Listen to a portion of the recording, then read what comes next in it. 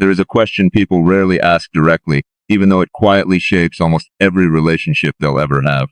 Why do we find some people instantly compelling and others, despite every objective advantage, completely unremarkable? For years, I assumed the answer had something to do with appearance, achievement, some measurable quality that could be listed and compared. I've come to believe almost none of that is true. Attraction, the kind that actually lasts beyond a first glance, operates according to a psychology far stranger and far more revealing than we usually admit. And understanding it changes not just how you see other people, but how you understand your own patterns of wanting and being wanted. The first thing I had to unlearn was the assumption that attraction is primarily visual, a snap judgment made in the first few seconds, and then simply confirmed or denied by everything that follows.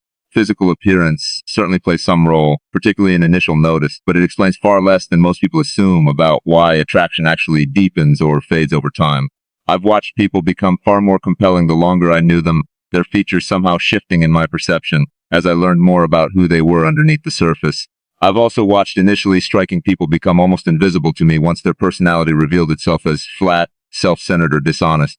Attraction, it turns out, is far more fluid than a fixed, purely visual response would suggest, constantly being rewritten by information that has nothing to do with appearance at all. I think this fluidity points towards something important about how attraction actually works. It isn't a single judgment made once and then held constant. It's an ongoing process, continuously updated by new information, and much of that information has very little to do with how someone looks, what someone says, how they treat other people, how they handle disagreement, how they respond to your vulnerability. All of this continues shaping attraction long after the initial visual impression has already been formed, and often already begun fading in significance. One of the most consistent patterns I've noticed, both in my own experience and in observing others, is that attraction deepens most reliably around demonstrated character rather than performed charm. Charm is immediate. It's designed to create quick impact, to generate an instant positive impression through wit, confidence, or well-practiced social skill. Character reveals itself more slowly through how someone behaves when nothing is being performed for an audience, how they treat people who can't benefit them, how they respond to inconvenience, how honest they remain when honesty isn't flattering. I found that charm creates initial interest, but character is what actually sustains attraction once the novelty of charm inevitably wears thin. This distinction matters because so many people, understandably, invest heavily in charm as a strategy for attracting others, polishing their social presentation, perfecting their stories, becoming skilled at generating quick positive impressions. That investment isn't wasted exactly, but it produces a particular kind of attraction that tends to be shallow and short-lived, dependent on continued performance rather than rooted in something durable. The people I found myself most persistently drawn to were rarely the most immediately charming people in the room. They were the ones whose character kept revealing itself as consistent the longer I paid attention, in ways that made the initial charm, if it existed at all, feel almost beside the point. I also began to understand attraction as deeply connected to how safe someone makes you feel, not safe in a boring or unstimulating sense, but safe enough that you can actually reveal yourself without fear of ridicule or dismissal. This might seem counterintuitive, since we often associate attraction with excitement, unpredictability, even a certain amount of productive tension. But I've come to believe that the excitement people mistake for attraction is often something closer to anxiety, a nervous system response to uncertainty that gets misread as chemistry.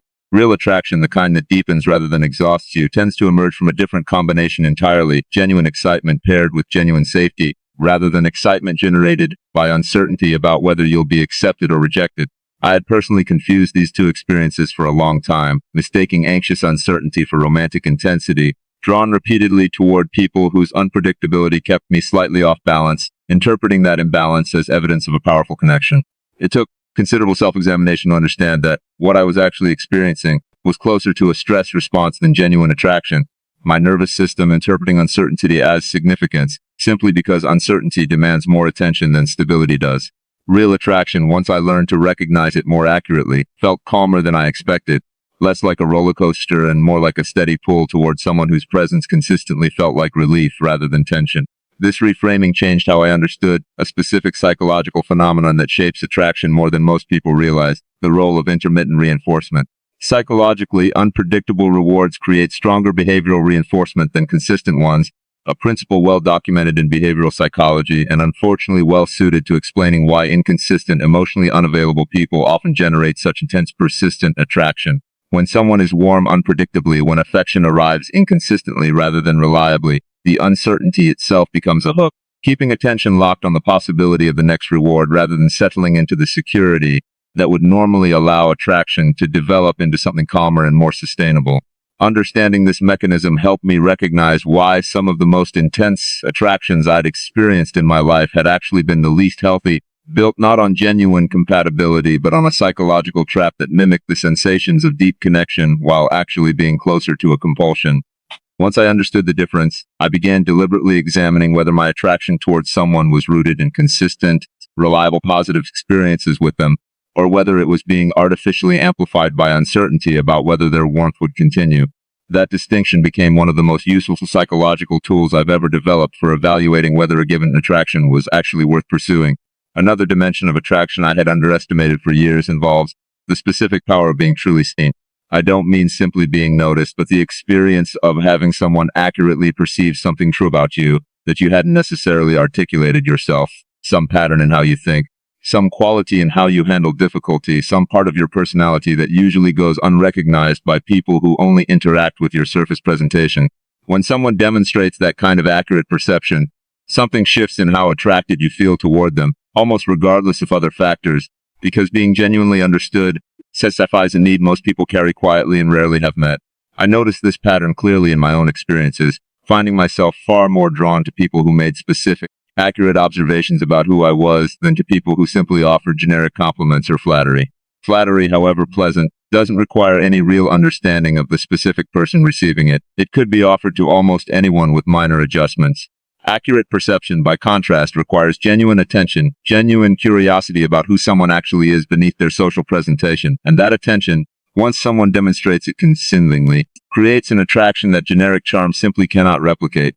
I think this explains why attraction often deepens specifically through vulnerable conversation rather than through impressive display. Impressive display, achievements, wit, confidence generates admiration, which is a real but ultimately limited form of attraction. Vulnerable conversation, where someone reveals something true and is met with genuine understanding rather than judgment, generates a different and deeper kind of pull because it satisfies the need to be known rather than simply the need to be impressed. I found that some of my most significant shifts toward feeling attracted to someone occurred not during moments where they were performing well, but during quieter moments where they revealed something honest and were met, by me or by them, with genuine acceptance rather than discomfort. There's also a psychological principle worth naming here, the specific attraction generated by perceived difficulty or scarcity, sometimes called the scarcity principle in behavioral psychology.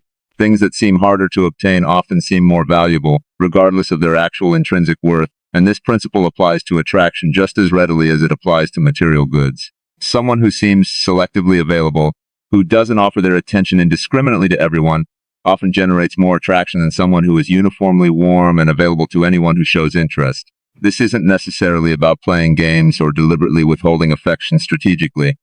It often occurs naturally in people who genuinely have high standards and don't distribute their attention carelessly, and that natural selectivity rather than any calculated performance is what actually generates the scarcity effect.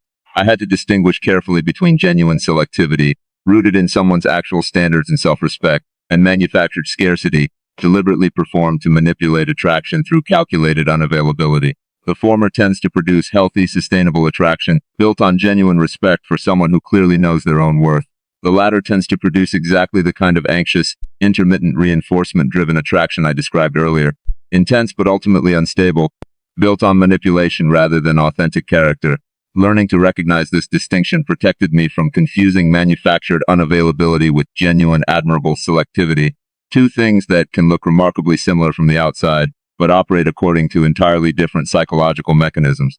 I also came to understand how significantly attraction is shaped by familiarity, though not in the way most people initially assume. There's a well-documented psychological phenomenon called the mere exposure effect, where repeated exposure to something, even something initially neutral, tends to increase our positive feelings toward it over time. This partly explains why attraction sometimes builds gradually with people we didn't initially notice, colleagues, friends of friends, people who simply exist consistently within our regular environment.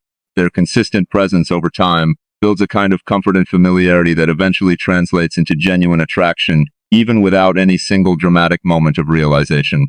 This principle suggests something important about how we often mistake instant attraction for the only legitimate kind, dismissing slower building attraction as somehow less significant or less real. I've come to believe the opposite is often true. Attraction that builds gradually, through consistent positive exposure and accumulated understanding, tends to be more stable and more accurately calibrated to genuine compatibility than attraction generated instantly through initial visual impact or charismatic performance. The instant version relies heavily on incomplete information, essentially a bet placed before you actually know very much about someone. The gradual version incorporates far more accurate data, built through repeated interaction rather than a single first impression. I also had to reckon with how significantly our own psychological history shapes who we find attractive, often in ways we don't consciously recognize. Patterns established early in life, particularly around what kind of attention and affection felt normal or expected, quietly influence adult attraction in ways that can either serve us well or repeatedly draw us toward dynamics that recreate old wounds rather than genuine compatibility. I noticed, looking back honestly at my own patterns, that I had repeatedly found myself attracted to people who required significant effort to earn consistent affection from, a pattern that traced back upon reflection to earlier experiences where attention and approval had felt conditional rather than freely given. Recognizing that pattern didn't eliminate the underlying attraction instantly, but it did give me the ability to question it more carefully rather than simply following it automatically. I started asking myself, when I noticed a strong pull towards someone, whether that pull was rooted in genuine compatibility or in a familiar, unconsciously comfortable recreation of an old dynamic that had never actually served me well. That question, uncomfortable as it was to sit with honestly, became one of the most valuable tools I developed for distinguishing healthy attraction from patterns that simply felt familiar because they echoed something from earlier in my life. I think, ultimately, the psychology of attraction reveals something important about what we're actually seeking beneath the surface of wanting someone specifically. We aren't simply seeking pleasant company or physical appeal. We're seeking to be seen accurately, to feel safe enough to be vulnerable, to experience consistency that allows trust to develop, and to encounter someone whose character, revealed slowly through repeated interaction, continues confirming rather than contradicting our initial sense of them. Attraction that lasts tends to be built on exactly these foundations, while attraction that fades quickly or turns painful often reveals, upon closer examination, that it was actually built on anxiety, scarcity manipulation, or unconscious recreation of old, unresolved patterns. Understanding this has changed how I approach the entire experience of being drawn towards someone. Rather than simply following attraction automatically, treating its intensity as proof of its validity, I've learned to examine what's actually generating that pull, whether it's rooted in genuine character and safety, or whether it's being artificially amplified by uncertainty, scarcity, or old psychological patterns that have little to do with the actual person in front of me. That examination doesn't eliminate the mystery or magic of genuine attraction. If anything, it makes the attraction that survives careful examinations feel more trustworthy, more likely to be rooted in something real rather than something engineered, consciously or not, by psychological mechanisms that have very little to do with actual compatibility.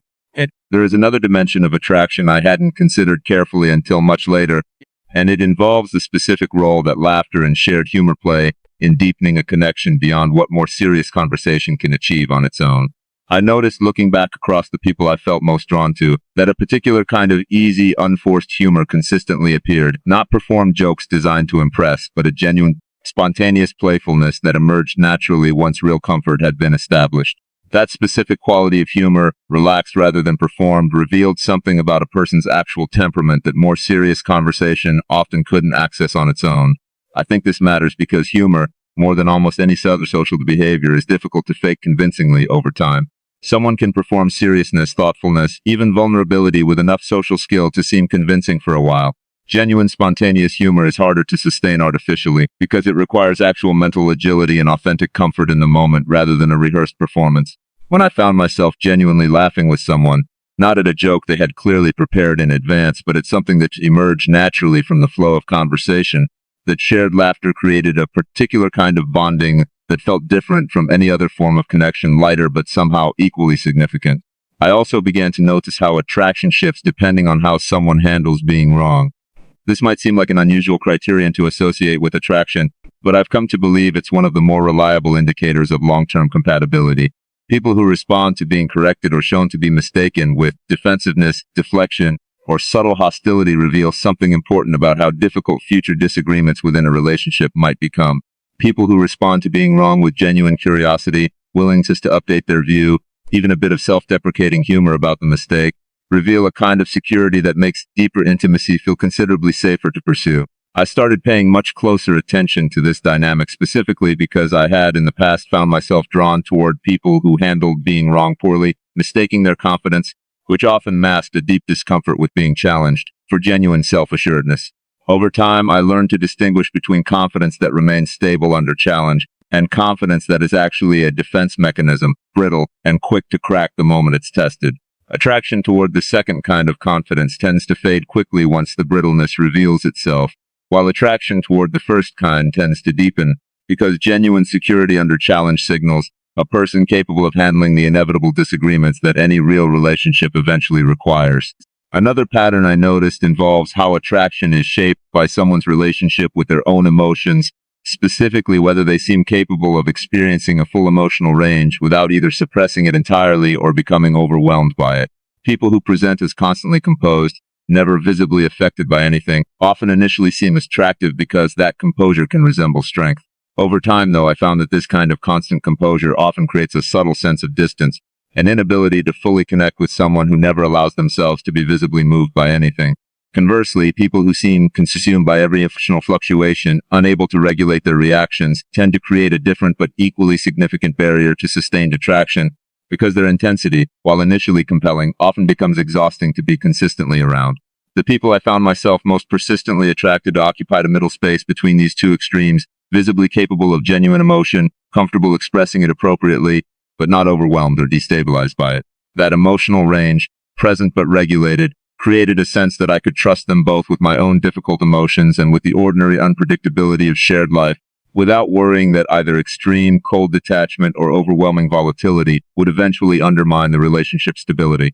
I also had to examine how significantly physical attraction itself is influenced by psychological factors rather than existing as some fixed, purely biological response. I noticed, more than once, that my physical attraction towards someone increased noticeably once I learned something meaningful about their character, as though the psychological information had somehow altered my actual visual perception of them. This isn't merely a metaphor. There's real psychological research suggesting that our perception of physical attractiveness is genuinely influenced by personality information, that people rated as kind or intelligent are subsequently perceived as more physically attractive than the same people described neutrally. Attraction, in other words, isn't simply layered on top of visual perception, it actively reshapes it. Understanding this helped me stop treating physical attraction as some separate, purely instinctive category disconnected from everything else I was learning about a person. The two are far more intertwined than we usually acknowledge, each continuously influencing the other in ways that make the entire experience of attraction considerably more fluid and psychologically complex than the simple, static judgment we often assume it to be. I also came to recognize how significantly attraction is influenced by feeling genuinely valued rather than simply desired. These might initially seem like the same experience, but I've come to believe they're meaningfully different. Being desired can happen based on surface qualities, appearance, status, immediate charm, none of which require someone to actually know you. Being valued requires someone to have paid attention to who you specifically are, your particular sense of humor, your specific way of thinking through problems, the small idiosyncrasies that make you recognizably yourself rather than interchangeable with anyone reasonably similar. I noticed that my attraction toward people deepened considerably once I sensed that they valued me specifically, rather than simply desiring whatever generic qualities I happened to represent in that moment. This distinction matters because it explains why some relationships that begin with intense desire eventually feel hollow, while others that begin more quietly, built gradually around genuine specific appreciation, tend to deepen into something more lasting. Desire alone doesn't require specificity. Genuine valuing does, and that specificity, once experienced, becomes difficult to replace with anything less particular. Looking back across everything I've learned about how attraction actually operates, I think the most important shift has been moving away from treating attraction as something that simply happens to me, an involuntary reaction I have no real insights into, toward treating it as something worth examining honestly, understanding its actual psychological roots rather than simply following its intensity, as though intensity alone were evidence of genuine compatibility. That shift hasn't made attraction feel less meaningful. If anything, understanding the psychology beneath it has made the experiences that survive genuine scrutiny feel considerably more significant, because I trust that they're rooted in something real rather than something manufactured by anxiety, scarcity, or old unresolved patterns dressed up as chemistry. I think anyone genuinely interested in understanding their own patterns of attraction would benefit from asking similar questions. Whether a given pull towards someone is rooted in consistent safety or anxious uncertainty, whether it's responding to genuine character or performed charm, whether it reflects being specifically valued or simply generically desired. Those questions don't diminish the experience of being drawn toward another person. They simply ensure that the attraction you choose to pursue is more likely to be built on something durable rather than something that feels intense in the moment but ultimately reveals itself, upon closer examination, to have very little to do with the actual person standing in front of you.